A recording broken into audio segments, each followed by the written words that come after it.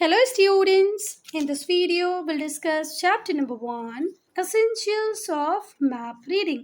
बेटा इस चैप्टर को कंप्लीट करने के बाद आप मैप को रीड करना सीख जाएंगे। डायरेक्शंस कहाँ होती हैं, मैप में स्केल का क्या रोल होता है, मैप में डिस्टेंस को कैसे मेजर करते हैं, कितने टाइप के मैप होते हैं, पॉलिटिकल मैप क्यों बनाया जाता है या उसकी क्या इंपॉर्टेंस है, फिजिकल मैप में आप कौन से फीचर्स को दिखाते हैं, थीमेटिक मैप में किस पर्टिकुलर थीम की बात होती है, क्या एक टाइप का थीमेटिक मैप होता है कि अलग अलग वैरायटी में हम थीमेटिक मैप बना सकते हैं। ठीक कोई बात, चले आगे चलो। तो भाई जो मैप है वो कोई नया इन्वेंशन नहीं है मॉडर्न एज का। अगर आप बोलो कि हमने आज से 100 साल पहले या 200 साल पहले मैप बनाना चालू किया तो ऐसा बिल्कुल भी नहीं है। इवन एंशियंट टाइम में भी मैप एग्जिस्ट करते थे। पर अगर हम अर्लीस्ट मैप की बात करें ना बेटा, तो वो हाईली पिक्टोरियल होते थे। पिक्टोग्राफ, पिक्टोरियल पढ़ा होगा ना, पिक्टोरियल होते थे। वो आइडियाज़ को रफ स्केच या पिक्चर के थ्रू दिखाते थे, पर उनमें स्केल और एक्यूरेसी नहीं होती थी। आई बात समझ में? तो अगर आप एंशियंट मैप्स और करंट मैप्स को कंपेयर करो तो जो करंट का मैप है बेटा वो अकॉर्डिंग टू स्केल बनता है, कंप्लीट एक्यूरेसी हमें देता है ना, बिल्कुल एक्यूरेट होता है। पर पुराने जो मैप्स होते थे एक तो वो पिक्टोरल फॉर्म में होते थे, दूसरा उनमें स्केल या एक्यूरेसी का बहुत ज़्यादा लेना देना नहीं था। रिलेटिव पोजीशन, रिलेटिव साइज़ को आप देखो कि भैया ये मैप में भी उस एक्यूरेसी के साथ दिखाया गया होगा, तो ऐसा नहीं होता था एंशिएंट मैप में। फिर जैसे जैसे साइंस डेवलप करता गया, किसका, मैप मेकिंग का जो साइंस है उसका नाम है कार्टोग्राफी। तो what do you mean by cartography students? Cartography is the science of map making. Clear हुई बात? And the person who is going to make the map is known as cartographer. जो map बनाएगा उसे हम cartographer कहेंगे, और जो science है मैप बनाने का उसे हम कार्टोग्राफी कहते हैं। जैसे जैसे प्रिंटिंग टेक्निक्स इम्प्रूव होती गई तो हमारे पास बेटर और एक्यूरेट मैप आ गए। आज आप भले इंडिया का मैप देखें, वर्ल्ड का मैप देखें, किसी सिटी का मैप देखें, किसी स्टेट का मैप देखें, तो वो हमें कंप्लीट एक्यूरेसी से बना मिलता है। ठीक है बात? अब चलो ऑब्जेक्टिव्स में शायद ये पूछ लिया जाए, इसलिए हम इसको पढ़ लेते हैं। ये जो वर्ड मैप है ये लैटिन वर्ड मैपा से आया है, मैपा। ठीक है बात? मैपा किस भाषा का वर्ड था? लैटिन भाषा का, जिससे कौन सा वर्ड आया? मैप। ठीक है। क्लासिकल लैटिन की अगर हम बात करें तो क्लासिकल लैटिन में मैपा का मतलब होता है टेबल क्लॉथ या नैपकिन। ठीक है बात? It indicates that earlier maps were drawn on cloth और नैपकिन और ट्री लीव्स। तो देखो मैपा का मतलब क्या होता है? टेबल क्लॉथ या नैपकिन। तो इससे हमें ये बात तो पता चल जाती है बेटा कि जो पुराने मैप बनते थे वो या तो कपड़े के ऊपर बनते होंगे, ट्री की लीव्स के ऊपर बनते होंगे, या नैपकिन के ऊपर बना दिए जाते होंगे। अब बेटा आप लोगों ने देखा होगा, आप 10th में हैं तो आपने इंडिया का मैप देखा होगा। आप जब आपकी क्लास 7th या क्लास 8th में होंगे तो किसी क्लास में आपने एंटार्क्टिका को पढ़ा होगा, तो एंटार्क्टिका का मैप देखा होगा, ऑस्ट्रेलिया का मैप देखा होगा। आपकी जूनियर क्लासेस में आपने पूरे वर्ल्ड का मैप भी देखा होगा। तो मैं ये बोलना चाह रही हूँ कि मैप या तो पूरी अर्थ का भी बन सकता है जैसे कि वर्ल्ड मैप, या अर्थ के किसी पार्ट का भी बन सकता है जैसे ऑस्ट्रेलिया का मैप, इंडिया का मैप, या एंटार्क्टिका का मैप, यूरोप का मैप। तो जो मैप है वो रिप्रेजेंटेशन है अर्थ के पैटर्न का, या तो वो होल में हो सकता है, मतलब पूरा एक बार में दिखाया जाए, या पार्ट्स में भी दिखाया जा सकता है। हम मैप के ऊपर कन्वेंशनल सिंबल्स का यूज़ करते हैं। मैप हमेशा स्केल के अकॉर्डिंग ही ड्रॉ होते हैं। ठीक हुई बात? एक्चुअल ग्राउंड पोजीशन से मैप का जो डिस्टेंस है उसी को, मतलब आपके घर से लेकर के आपके स्कूल तक की दूरी जितनी भी है उसको इस छोटे से मैप में कैसे दिखाएंगे, इन्हीं के रेशो को ये क्या कहते हैं बेटा? हम स्केल। आई बात समझ में? तो मैप हमेशा स्केल से बनते हैं, एक्यूरेट होते हैं और एक्चुअल ग्राउंड पोजीशन को हमें दिखाते हैं। क्लियर हो गई बात? अब बेटा एक मैप आपको कितनी इन्फॉर्मेशन दे सकता है, क्या क्या एक मैप के ऊपर हम रिप्रेजेंट कर सकते हैं, ये डिपेंड करता है उसके स्केल पे, मैप प्रोजेक्शन पे, कन्वेंशनल साइंस और सिंबल्स जिनका यूज़ हम मैप के ऊपर करते हैं। साथ ही साथ भाई जो कार्टोग्राफर बना रहा है, मतलब जो मैप बनाने वाला व्यक्ति है, उसकी स्किल पे भी डिपेंड करता है। ठीक है बात। अगर हम मैप को क्लासीफाई करना चाहें तो दो तरीके से मैप को क्लासीफाई कर सकते हैं। एक तो हम कर सकते हैं on the basis of scale, और दूसरा कर सकते हैं on the basis of purpose and content. Content क्या दिखाना चाह रहे हो, क्या पर्पस है, तो फिजिकल मैप बन सकते हैं और कल्चरल मैप बन सकते हैं। अगर हम स्केल की बात करें तो लार्ज स्केल मैप बन सकते हैं और स्मॉल स्केल बन सकते हैं। लार्ज स्केल मैप की फिर 3 कैटेगरी होती हैं, टोपोग्राफिकल, प्लान्स, कैडास्ट्रल। और स्केल की बात करें हम लोग स्मॉल स्केल की, तो वॉल मैप बनते हैं, एटलस मैप बनते हैं।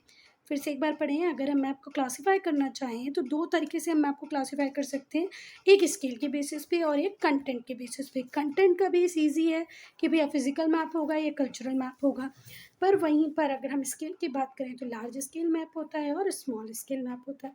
स्मॉल स्केल मैप के दो एग्जाम्पल, मतलब दो कैटेगरी हैं, वॉल मैप या एटलस मैप। लार्ज स्केल में टोपोग्राफिकल शीट्स, प्लान्स, कैडास्ट्रल। अब बेटा हम डिटेल्ड में पढ़ेंगे मैप के क्लासिफिकेशन को। तो पहला क्लासिफिकेशन क्या है, स्केल। तो पहले हम स्केल के बेसिस पे पढ़ेंगे। तो स्केल के बेसिस पे हम पहले ही देख चुके हैं, लार्ज स्केल मैप होते हैं और स्मॉल स्केल मैप होते हैं। तो लार्ज स्केल मैप की फर्स्ट कैटेगरी होती है टोपोग्राफिकल मैप्स और ऑर्डिनेंस सर्वे मैप्स। ये जो मैप्स होते हैं ये नेचुरल और मैन मेड फीचर को दिखाते हैं। किसी भी एरिया के नेचुरल फीचर्स को दिखाना हो या मैन मेड फीचर्स को दिखाना है। नेचुरल फीचर्स किसी माउंटेन, किसी रिवर को दिखाना हो, मैन मेड मतलब किसी ब्रिज को दिखाना हो, रेलवे लाइन को दिखाना हो, ठीक है, तो वो हो गया मैन मेड फीचर। इन्हें यूजुअली लार्ज स्केल पे ड्रॉ किया जाता है, ठीक है। अब लार्ज स्केल पे ड्रॉ करने का मतलब है कि भाई इसमें आप बहुत ज़्यादा डिटेल्ड में नेचुरल और मैन मेड फीचर को दिखाओगे। जैसे किसी हिल को दिखाना हो, किसी रिवर को दिखाना हो, फॉरेस्ट को दिखाना हो, town, village, road, canals, bridges, इन सब को दिखाना होता है, तब हम टोपोग्राफिकल मैप्स का यूज़ करते हैं। ये थोड़े से डिटेल्ड मैप होते हैं, ठीक है। On these maps contours bring out relief feature, और रिलीफ फीचर्स को दिखाने के लिए, माउंटेन हिल्स को दिखाने के लिए किसका यूज़ होता है, कंटोर लाइंस का, ठीक है। अब बेटा जो लार्ज स्केल मैप्स होते हैं उनमें जो स्केल का यूज़ होता है वो होता है 1:25,000, 1:10,000 या इससे भी ज़्यादा, ठीक है बात। चलें आगे, ये टोपोग्राफिकल मैप का एग्जाम्पल है। अब हम पढ़ेंगे कैडास्ट्रल मैप और रेवेन्यू मैप्स। अब स्पेसिफिक पर्पस क्या होता है कैडास्ट्रल मैप का, बेटा ये दिखाते हैं कि भाई कौन सी प्रॉपर्टी किस व्यक्ति के नाम पर है। ये जो कैडास्ट्रल मैप को ही हम क्या भी कहते हैं, रेवेन्यू मैप भी कहते हैं। ये जो मैप्स होते हैं ये इंडिविजुअल लैंडेड प्रॉपर्टी को दिखाते हैं कि भैया आप एक पर्टिकुलर सिटी में रह रहे हो तो उस सिटी में किसके पास कितनी ज़मीनें हैं, किसके नाम पे कौन सा लैंड रजिस्टर्ड है। इनफैक्ट ये जो मैप्स होते हैं ये सिर्फ और सिर्फ क्या दिखाने का काम करते हैं, ऑनरशिप ऑफ लैंड। क्या दिखाते हैं बेटा, ऑनरशिप ऑफ लैंड। क्या इतनी बातें क्लियर है। तो हमेशा ध्यान रखना कि जब भी कैडास्ट्रल मैप या रेवेन्यू मैप आए तो ये जो मैप्स हैं ये किसको दिखाते हैं, ऑनरशिप को दिखाते हैं। कि भाई आप अगर लखनऊ में रह रहे हैं, अगर आप दिल्ली में रह रहे हैं, या आप इटारसी में रह रहे हैं, भोपाल में रह रहे हैं, कहीं पर भी जब आप रह रहे हैं तो उस पर्टिकुलर एरिया में कौन सी ज़मीन किसके नाम पर है, कौन किस ज़मीन का ऑनर है, उसको दिखाने के लिए कैडास्ट्रल मैप बनाए जाते हैं। Therefore they are not printed और published for sale। इसीलिए इन मैप्स को हम सेल करने के लिए कभी प्रिंट और पब्लिश कराते ही नहीं हैं। ये ऑफिशियल मैप्स होते हैं, इन्हें भी लार्ज स्केल पे ड्रॉ किया जाता है। अब बेटा एक पर्टिकुलर स्टेट या एक पर्टिकुलर सिटी को दिखाना है तो उसे तो हम स्मॉल स्केल पे नहीं दिखा पाएंगे ना, तो उसे हम किस पे दिखाते हैं, लार्ज स्केल पे। अब हम पढ़ेंगे स्मॉल स्केल मैप। तो पहले हम पढ़ेंगे वॉल मैप। आप लोगों ने अपने स्कूल्स में देखे होंगे ना मैप बड़े बड़े। चलो, These are generalized and boldly drawn maps। ये generalized होते हैं, boldly drawn होते हैं और large area को represent करते हैं, ठीक है बात। इन मैप्स के ऊपर आप बहुत सारे नेचुरल और मेन मेड फीचर्स को देख सकते हैं, जैसे relief, climate, vegetation, population, trade routes, कौन सा रूट कहाँ से कहाँ जाता है, किस रूट के थ्रू ट्रेड हो रहा है, मेन मेड फीचर कहाँ कहाँ पर है, रिलीफ कहाँ पर है, क्लाइमेट कहाँ पर है, ये सब आपको देखने को मिल जाएगा आपके वॉल मैप के ऊपर। अब हम एटलस मैप्स की बात करें तो ये जो मैप्स होते हैं ये स्मॉल स्केल पे ड्रॉ होते हैं बेटा। इनके अंदर बहुत ज़्यादा टोपोग्राफिकल डिटेल्स नहीं होती है, सिर्फ प्रिंसिपल नेचुरल फीचर्स, जो बड़े बड़े मेजर नेचुरल फीचर्स होते हैं वो दिखा दिए जाते हैं। जैसे आप वर्ल्ड मैप को याद करो, तो वर्ल्ड मैप जब भी हम देखते हैं तो कॉन्टिनेंट्स दिखा दिए जाते हैं, ओशंस दिखा दिए जाते हैं, मेजर सिटीज़ या मेजर कैपिटल सिटीज़ दिखा दी जाती हैं, है ना, या मिनरल प्रोड्यूसिंग एरिया दिखा दिया जाता है किसी में। तो मतलब ये बहुत ज़्यादा टोपोग्राफिकल डिटेल्स को नहीं दिखाते हैं, सिर्फ प्रिंसिपल नेचुरल फीचर को दिखाते हैं, मेजर टाउन्स को दिखा देंगे या मेन रेलवे लाइन्स को दिखा देंगे।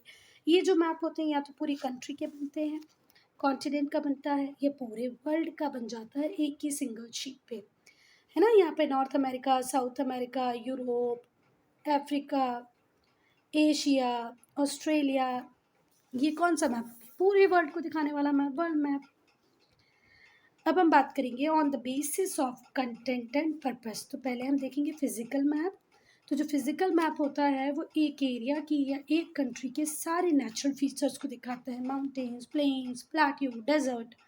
और पॉलिटिकल मैप जो होता है वो पॉलिटिकल बाउंड्रीज़ को दिखाता है। ये जो मैप्स होते हैं ये डिफरेंट कंट्रीज़ की जो वर्ल्ड में एग्जिस्ट करती हैं उनकी बाउंड्रीज़ को दिखाता है, स्टेट बाउंड्रीज़ को दिखाता है, नेशनल इंटरनेशनल बाउंड्रीज़ को दिखाता है।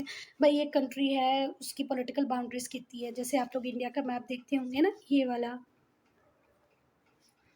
तो ये इंडिया की किसको दिखा रहा है? पॉलिटिकल बाउंड्रीज को दिखा रहा है। फिर अगर आपने बना दिया कि भाई यहाँ महाराष्ट्र है या कर्नाटका है, यहाँ केरला है, यहाँ गोवा है, यहाँ तमिलनाडु है, यहाँ आंध्र प्रदेश है, यहाँ पर सॉरी ये आंध्र प्रदेश है, यहाँ तेलंगाना है, यहाँ उड़ीसा है, तो ये मैप कौन सा हो गया? पॉलिटिकल मैप, क्योंकि इसमें आपने एक कंट्री के स्टेट्स को भी दिखा दिया और कंट्री की पॉलिटिकल बाउंड्रीज को भी दिखा दिया। क्या क्लियर है?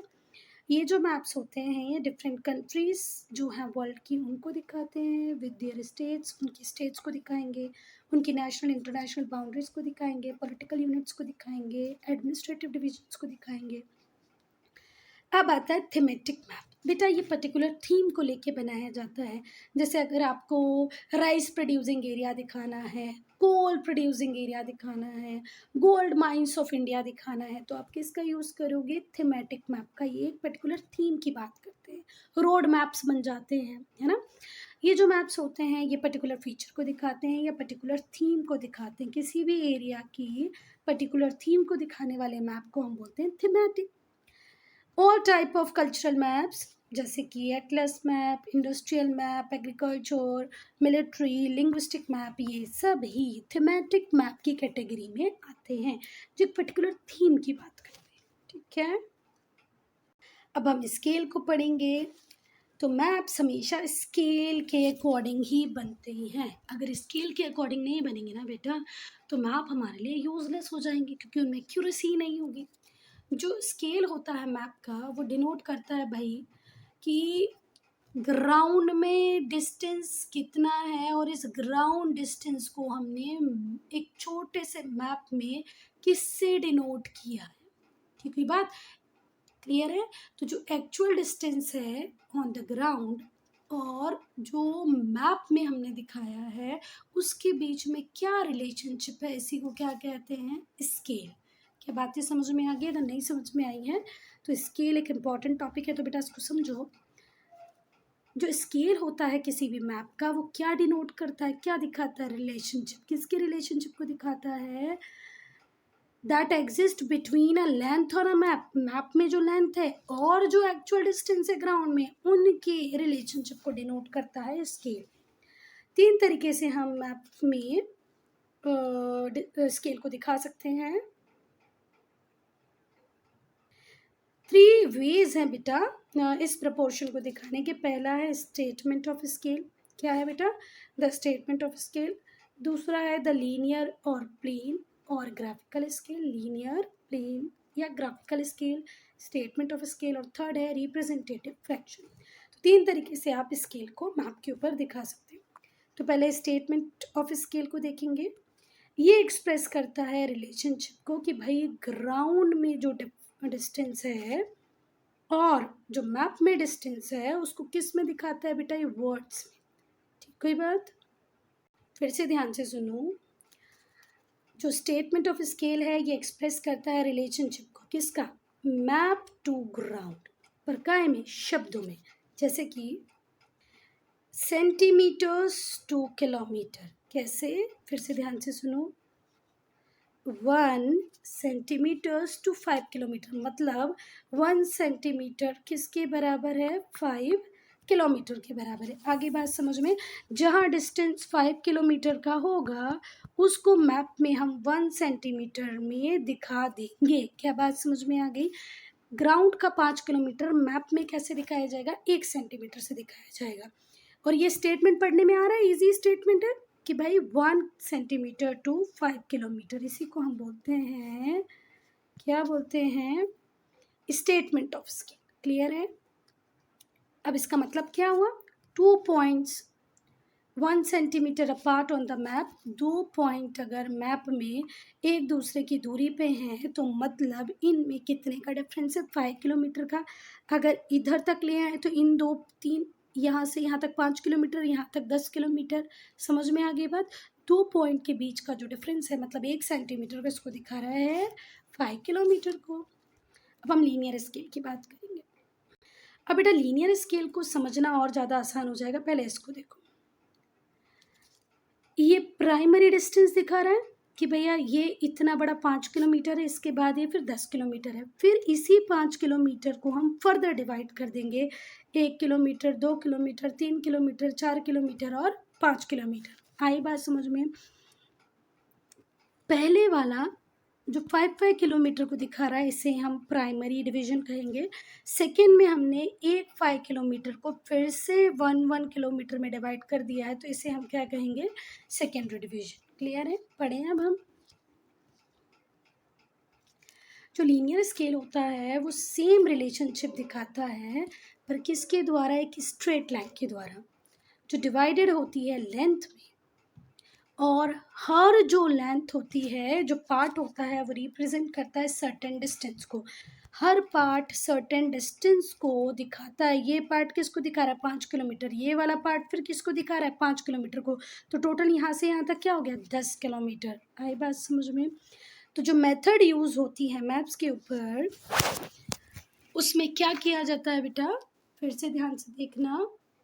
एक स्ट्रेट लाइन होती है, उस लाइन को डिवाइड कर दिया जाता है लेंथ्स में, और हर लेंथ सर्टेन डिस्टेंस को दिखा रही होती है। देखो यहाँ पर हमने इस लाइन 5 किलोमीटर को डिवाइड कर दिया। पहला ये 1 किलोमीटर, फिर ये 1 किलोमीटर, दोनों को यहाँ से यहाँ तक मिला दे तो 2 किलोमीटर। ये जो मेथड होती है ये मोस्ट ऑफ द मैप में यूज़ होती है, क्योंकि इससे मैप को रीड करना बहुत आसान हो जाता है। ठीक है बात? From the scale, the ground distance equivalent to any distance measured on the map. Ground में एक्चुअल में कितना डिस्टेंस होगा, इसको आप इजीली लीनियर स्केल के थ्रू कैलकुलेट कर सकते हैं। कोई बात? अब हम पढ़ेंगे third scale, that is the representative fraction. ये रेशो के फॉर्म में होता है। किसका रेशो? कि भाई ग्राउंड में ये डिस्टेंस है और मैप में ये डिस्टेंस है, इनका जो रेशो होगा इसी को हम क्या बोलेंगे? RF, representative fraction. फिर से ध्यान से सुनो। जो रिप्रेजेंटेटिव फ्रैक्शन होता है वो क्या होता है? रेशो होता है। किसका रेशो होता है? Distance on the map to distance on the ground. Distance on the ground नीचे लिखो, डिस्टेंस ऑन मैप ऊपर लिखो। ये किसका फॉर्मूला हो गया? RF का, रिप्रेजेंटेटिव फ्रैक्शन का। क्या समझ में आ रही है बात? अब आप लोग क्लास 10th में तो आपको ये तो पता ही होगा बेटा, ये न्यूमरेटर होता है, ऊपर वाला पार्ट, नीचे वाला पार्ट डिनोमिनेटर होता है।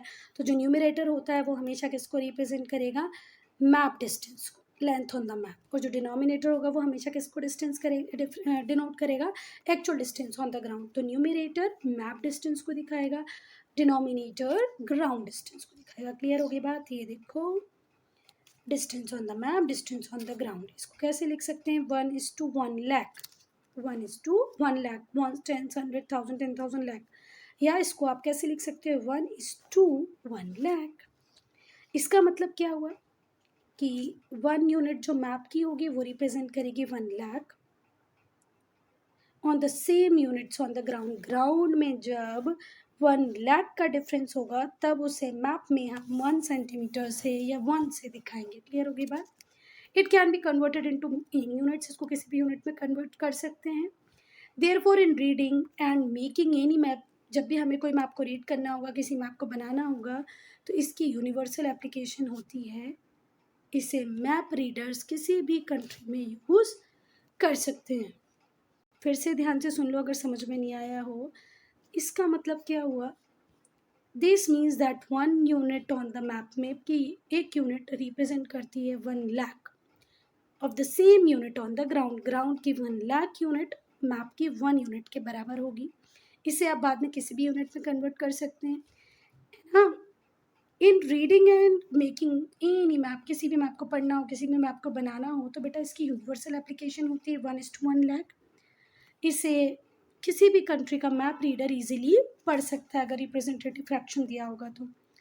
अच्छा, दूसरी बात बेटा, हम लोग conversion to scale next part से स्टार्ट करेंगे, या तो एक स्पेसिफिक वीडियो बना देंगे जिसमें सिर्फ हम न्यूमेरिकल्स को डिस्कस करेंगे। So student, I'm ending this video here only. If you have any doubt, any problem, if you want any improvement in video, please do write in comment section.